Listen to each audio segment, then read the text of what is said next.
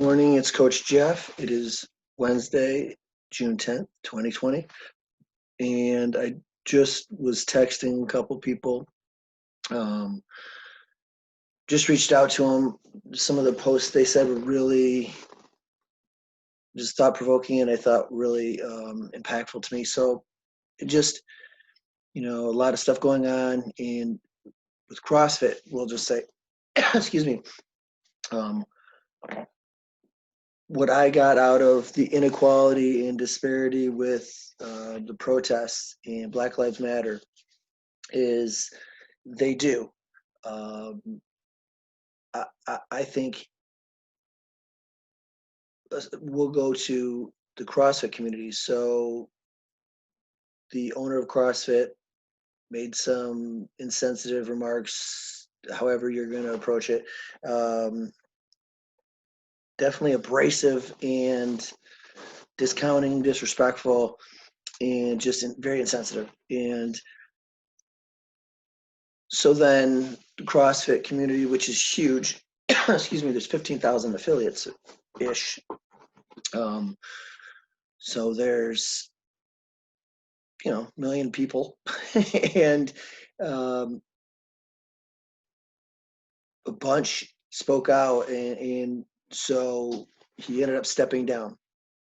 And then when people apologized, CrossFit headquarters made an apology and wrote an apology and stuff. And it basically said, you know what?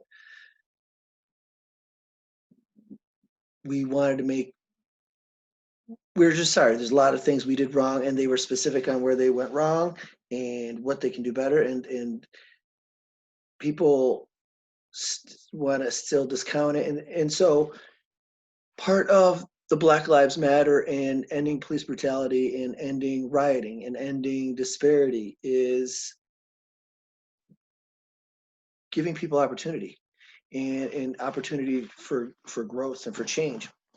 And if somebody um, makes a mistake and then they work on changing it, okay, that then let's judge them by that. And I think what was making my heart so sad is CrossFit, the community of CrossFit, and yes, the methodology is wonderful and the workouts are good and this and that, but it was the community and the inclusiveness and the idea that the weights don't care if what color, anything. They don't care if you're male, female, anything. The time, the clock, when it hits start, it doesn't care if you're ready. It doesn't care if you anything.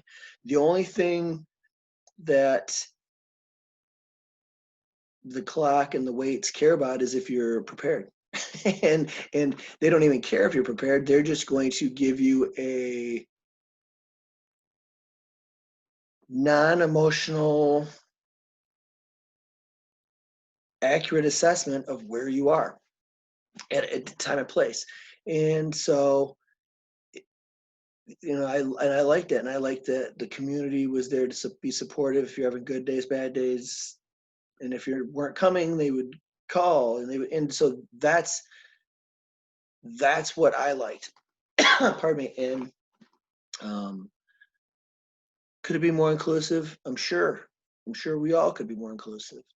Some days I don't want to include my family if I'm struggling with not liking myself, because then I don't want people around me, because then I feel worse about myself because of the whole wonderfulness that is our mental state. But to be so quick to judge, I spoke to, I was writing to someone who's, I think, has it wonderful. Uh, she's a owner of a CrossFit gym, and apparently people were calling the other owners, like owners of that gym, racist because they didn't support, de-affiliating and this and that. And even though they had come out immediately and said, decried what the insensitivity remarks were. And she's very well put.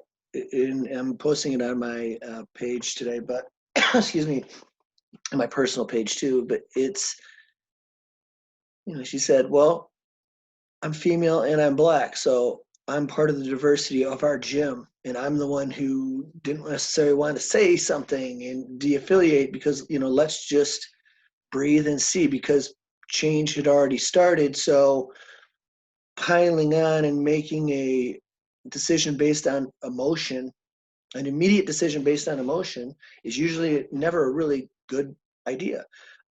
Emotions are not based in logic. They're not. It's scientifically proven. And what happens if you make a decision either on only emotion or only logic, there's going to be consequences either way. And so that's part of the reason why, as humans, we are supposed to be higher evolved, and can utilize our emotions with our logic to then make the best decision, which I thought she did. And then she ended up writing down and her reasoning why she made that decision. And to me, a lot of people are wanting to be are saying, we need to be inclusive. We need to be inclusive. Well, lambasting and roasting and spewing hate for people who don't do it the same way that you're doing it, I don't know how that's inclusive, because we are diverse and we have diverse backgrounds, and we are, I think, as a culture in America, at least, we're embracing change. We really are. At CrossFit culture, I know we're embracing change. Change is uncomfortable. But understand, change is also not immediate. Um, so the fact that we're already changing, that's awesome. So then let's breathe and figure out how we can, be better. Um, and to me, that's, like, there's some stuff that I keep wanting to say, and I kind of hold myself back because I know people are going to disagree. That's not really why. It's the idea of something that I have a lot of friends who are police. I have a lot of friends who are military. Now, what I'm going to say is, if I would like to think, if I had an issue with how things were going in the police, I would want to become a police officer then, so that I can make that direct change. Um, I don't know if I would, because the police do so many things that I will never and don't ever want to deal with. I don't want to deal with people on their worst days, usually. I don't. I don't want to show restraint for somebody who's literally beaten up their spouse and still doing it while you come to them, and then tries to kill you, but you're supposed to show restraint. And then the person who's getting abused turns around and starts attacking you. Like, there's so many different stories I've heard that I would not be good at. And so instead of just blaming or making the easy decision, armchair quarterback is really, to me, what it looks like is, oh, just do this, just do this. It's never just. It's never an easy change. Change is not usually easy. And the more important the change is to people, or the more personal it is, usually the harder it is. Pardon me. So, um, because I've been inclusive my whole life, the Black Lives Matter, I'll be honest, I didn't take it as seriously. Probably years ago, I didn't take it as seriously because it it wasn't such a dramatic. It wasn't a dramatic paradigm shift for me. It wasn't different than the way I already thought. I know Black Lives Matter. I know all lives matter. And yeah, Black people are getting treated way more unfairly than white people are. I've watched it. I've watched it my whole life. And to me, it's always been stupid, and it doesn't make any sense at all. How Jewish people were treated doesn't make sense at all. Anytime people who don't have as much are treated, makes no sense at all. And But what I liked is I liked that, I changed my perspective because somebody said it's not that black lives don't matter or that all lives don't matter. It's saying right now, this is a great opportunity. Let's change this part. And I was like, yep, I'm on board. That's perfect. I love that. Once again, I challenged myself to make a better choice. And I love that. I wanted to write that down, but I keep seeing that statement by Maya Angelou, who said, I'm paraphrasing because my brain is a hot mess. It said, we make the best decision when we have it. When we have new information, we make a different decision. And that's the exact same as I've always believed is I do the best I can with what I have when I have it. And then when I get new information, then I make a different decision or the same decision. Excuse me. So, I haven't posted in a while. I've been doing some introspection. I've been doing some laziness too, and not being true to myself. And I just felt very directed. And so I've been doing my stuff. I've been praying. I've been, saying things I'm grateful for. One of the things I thought was pretty awesome is yesterday I was at the dentist office, and because I had a filling break, and as I'm sitting there having all these lovely things and some of the pain because it's right by my nerve and all this stuff, I sat there and I was kicking it with God, and I was saying the things I'm grateful for. And I was grateful that I was able to be out of the house and doing something somewhat normal, going to the dentist, and then I was grateful because I know a lot of people don't have availability to go to a dentist. And then I was grateful because my dentist is also my sister-in-law's friend, and like all kinds of amazing things. And so that's what I kept going on about. And I was partially, once again, it was because I didn't want to necessarily be in the current mindset situation of just focusing on what I couldn't control, which was all this stuff going on in my head and my mouth.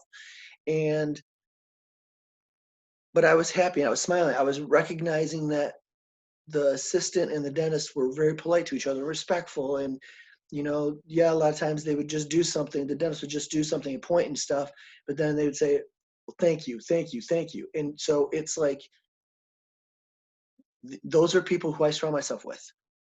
So all my friends who have been African American, those are people who I surround myself with. All my friends who are Mexican or Latino or Latina, that's who I've chose to be around. My Asian friends, all that stuff are people who have been impactful, who have been loving and caring, and all the qualities that I want and all the qualities that are valid and important to me. Those are who I surround myself with, and it's not because I'm so much better than anybody else. Oh, that's adorable. It's because that's what's important to me. And so, um, I hope I pray, and I hope, and I've been talking about it, and I felt so grateful to the two people that were, texting me and just responding. Like I've never met, and lives in Pennsylvania and does all this stuff, but I felt compelled just to say thank you for sharing and thank you for, being an African American woman and being, African American and woman, in today's society, at least, was a double strike basically. And she's an owner of a business. She's accomplished, very well spoken, very articulate, and just the fact that they stayed open and they were vulnerable. And I think that's what it is. It's uh, in that aspect, I can see why people turn to physical stuff because raw emotions and vulnerability is scary. Vulnerability is hard because you can also, people can realize, what, I made a mistake. I did something, or I was taught something I didn't even believe. I didn't know I even thought that way. And people want change, but then when people admit that they're changing, they're going to be judged for that. And I think, it goes back to whether you believe in the Bible, the parable of he is without sin, throw the first stone. And you have a lot of people literally throwing verbal stones and physical stones and everything without first, self-assessment. And I love how everybody who's successful, most people who are successful, and the ones who I actually follow, really preach self-assessment. And where am I coming from? What are my thoughts? What are my feelings? What do I believe in? Where am I standing? What are my choices? What are my actions? What am I accountable for? And that's what makes great leaders. So I still don't have 100% full direction as to what's going on, but I know that everything I'm doing and saying is completely in line with what I believe in what I'm directed to do. And so I know it's going to be good because even though I don't have a specific thing that I can say, well, this is what I'm doing. I'm still doing a lot of stuff, and I'm still structuring my life in accordance to the way I think God wants me to do it, and the way that I know I was created to be internally.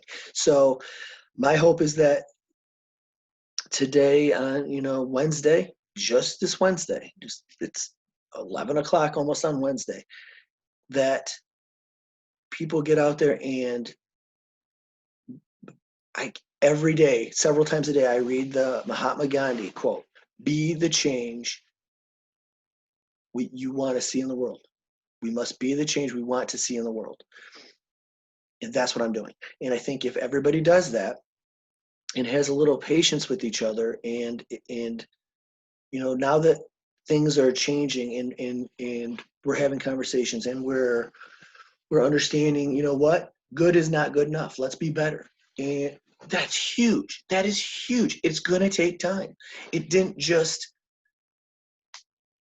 take, in the grand scheme of slavery, it was 400 years of being slaves.